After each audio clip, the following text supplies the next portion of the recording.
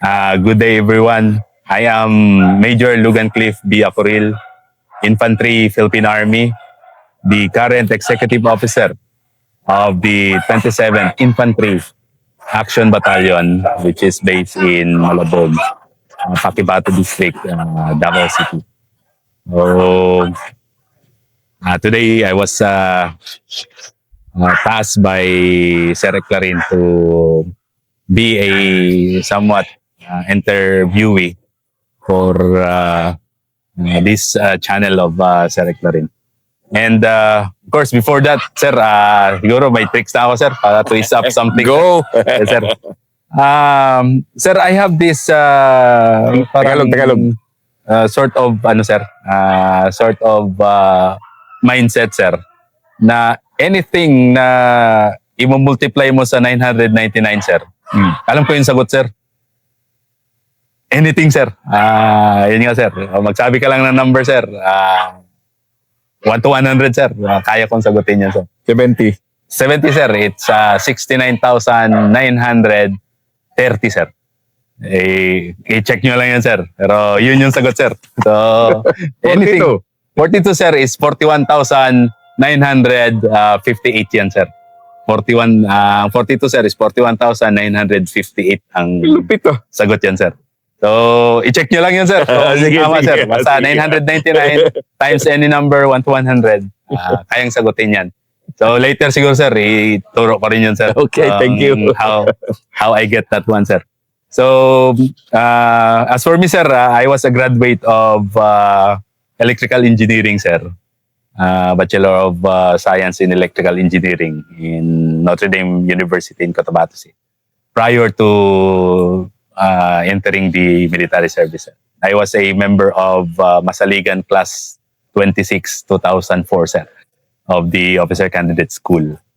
So, my stint as platoon leader to company commander, sir, is in Mindoro, sir. Then later on, sir, I was assigned in NCRCOM, sir, Joint Task Force, NCR also, sir, for about 3 to 4 years. Tagalog. Yes, sir. Oh. 3 taon, sir, hanggang 4 na taon doon ako, sir. Nung napunta ako ng Mindanao, sir, I was assigned, in 2015, sir, na-assign ako, sir, sa Emergency Response Company of the 10th Infantry Division, sir. Nakita ni G1 that time, sir, that ako yung more on the HADR ako, sir, during the time na sa NCRCOM ako, sir. 2015. Yes, sir. 2009, sir, hindi ko makalimutan yan, sir, yung Ondoy, sir. September 26, 2009 yan, sir. Ang isang anak ko, sir, na panganak siya ng October 6, sir.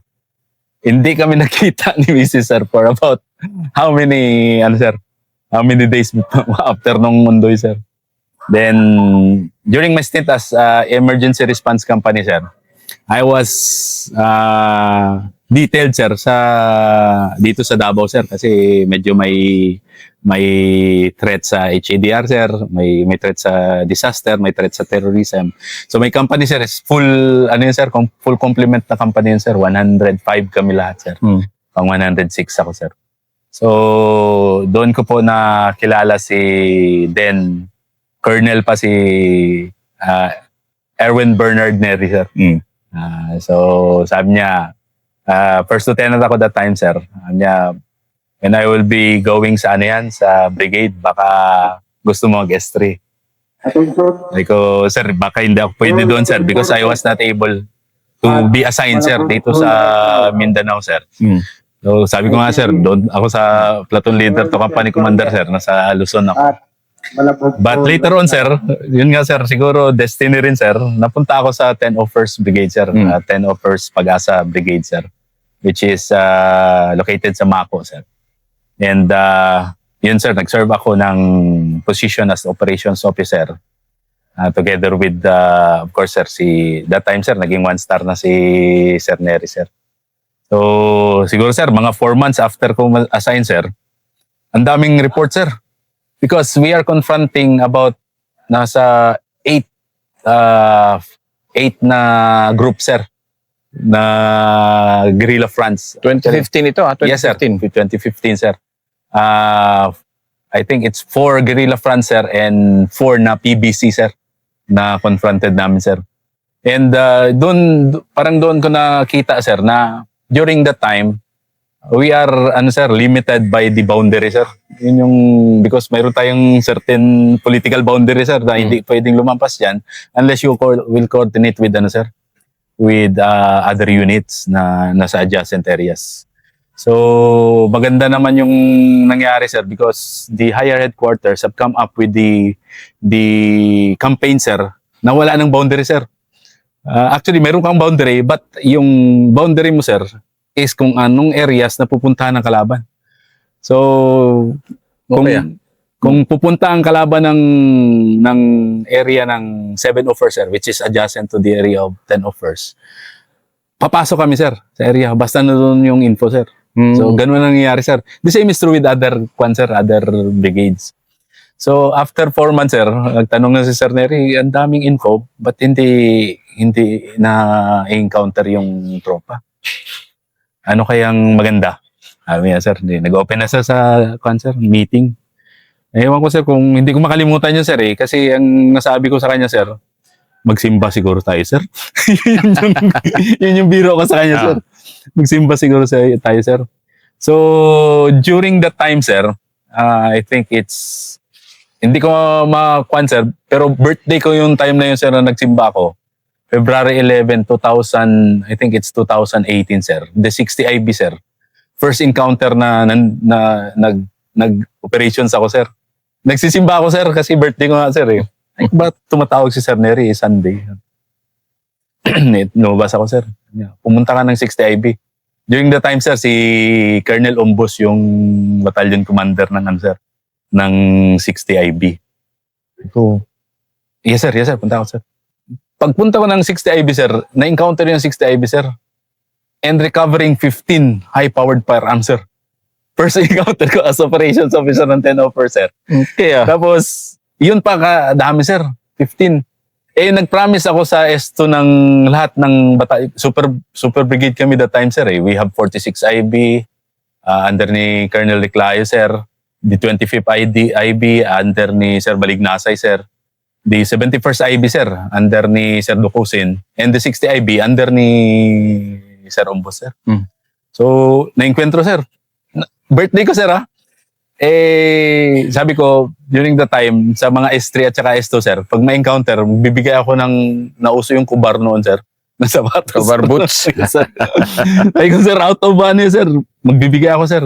Senior ko yung nasa during the time, sir, sa 6th IB na S2, si Colonel Edrin Santiago, sir.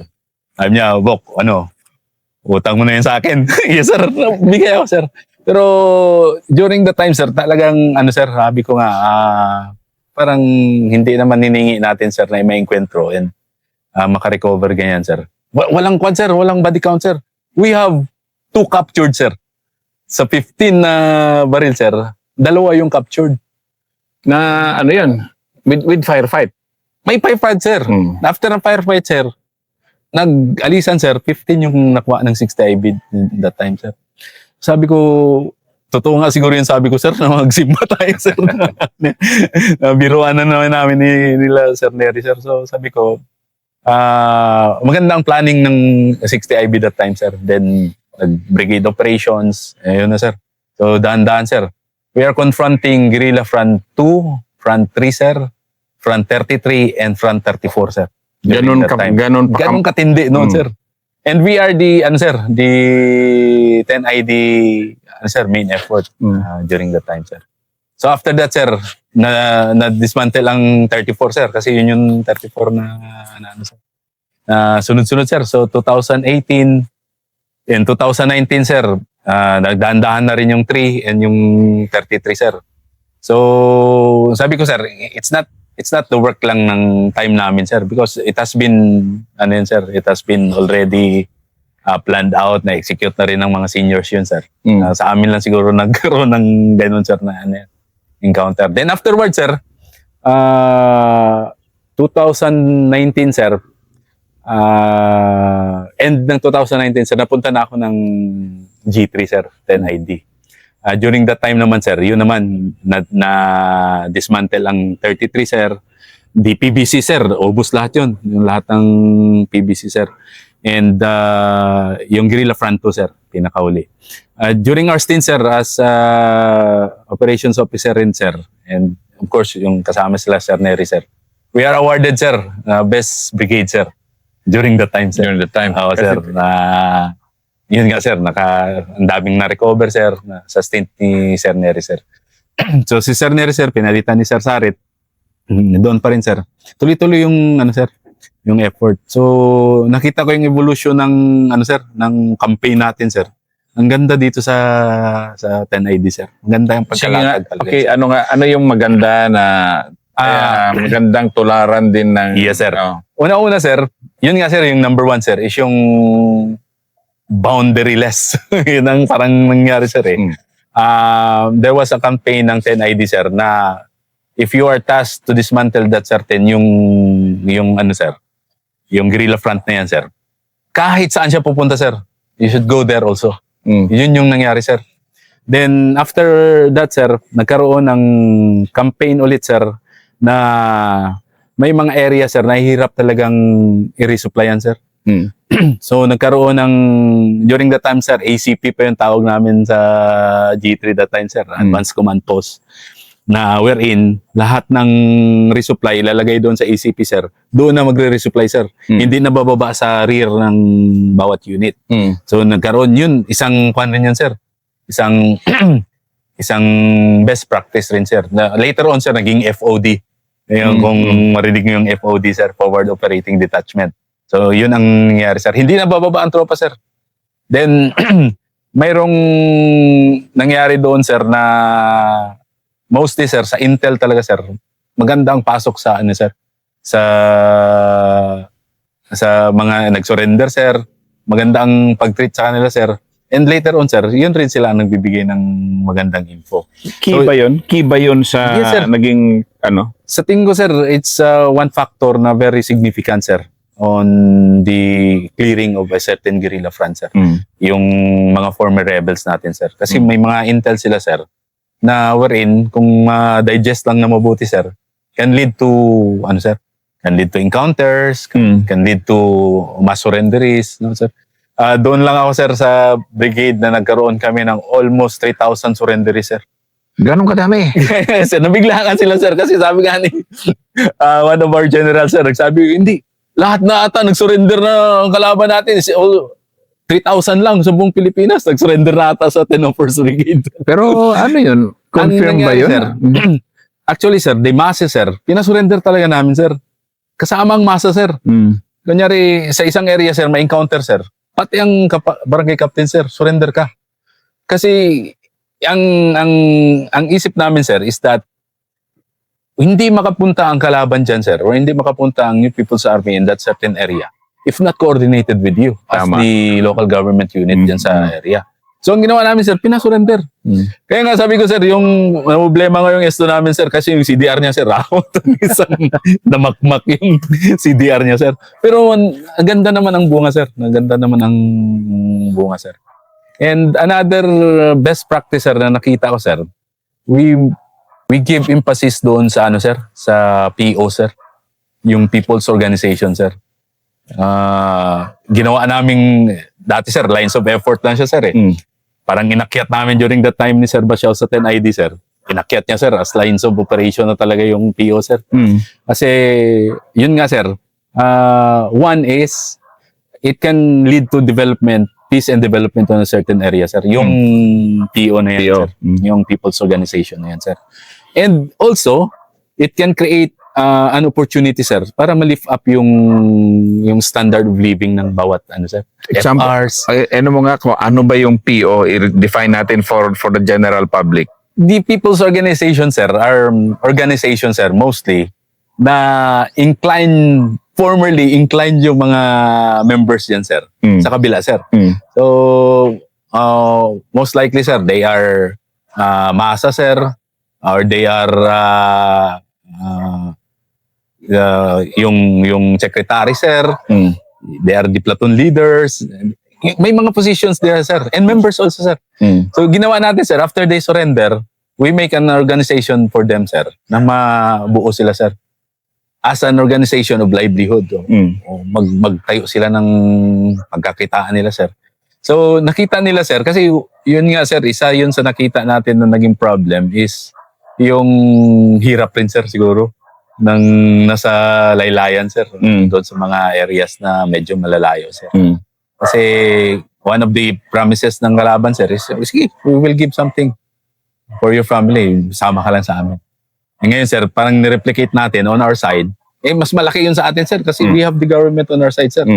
Tayo yung legal. Sabi nga ni, ni Sir Basiao, sir, tayo yung legal. Tayo yung magbibigay ng ano yan. So, PO, sir, una-una, we have, ang nangyari, sir, parang tayo lang, sir. Sa military lang ang nangyari, sir. So nakita natin, sir, we have, siguro napansin nyo noon, sir, na mayroon tayong mga quick impact projects, yung mga projects na madali lang, sir, na kaya out of our own, sir. Military budget. Yes, sir, Army military budget. But later on, sir, nakita natin, it cannot suffice, sir. Sabi nga nila na ano yan. Hindi lang military solutions ang solution para mag-end insurgency. Sabi nga nun, sir. So, ang nangyari, sir, yun nga, sir, biglang in-evolve, sir, into something big na sinama na yung local government unit, sir. So nandun ka nung pasimula pa lang nun? Yes, sir. During the stint ni General Basiao yan, sir. Sige nga, ikwento mo nga how kasi medyo ano yun a hallmark ng success ng 10th Infantry Division ngayon in declaring this area insurgency free and hopefully sustainable siya is because of yung involvement ng LGUs, yes, sir. Diba? The local government unit, sir, particularly yung mga barangay, sir, from barangay, sir, level up to the city, province, and regional level, sir. Nakita nga ng higher up, sir, na without the involvement of this, sir, particular institutions, may mga projects tayo na hindi talaga natin kaya, sir. Lalong-lalo na magsasabi yung mga tao, sir, na, sir, we need concreting of this, sir, highway namin going to the market, sir, or farm to market road, sir. Cannot do that, sir, on our own budget, sir. So, ang nangyari, sir, we have to, sir, to get the support ng, sir, ng local government unit, sir. So, hindi natin kiniklaim, sir, na sa atin talaga yung lahat ng effort doon, sir. Hindi talaga. Yes, sir. But the local government unit, sir, talagang big factor, sir, and a very important, significant factor in doing the, the insurgency-free areas natin, sir. Kasi sabi nga nila, sir, siguro, sir, na ikuan rin sa inyo, sir, na when there is road, sir, insurgency ends. Sabi nga nila, sir. No? So parang gano'n, sir, kung may mga daan na, sir, madali na lang makapasok yung sir. Kasi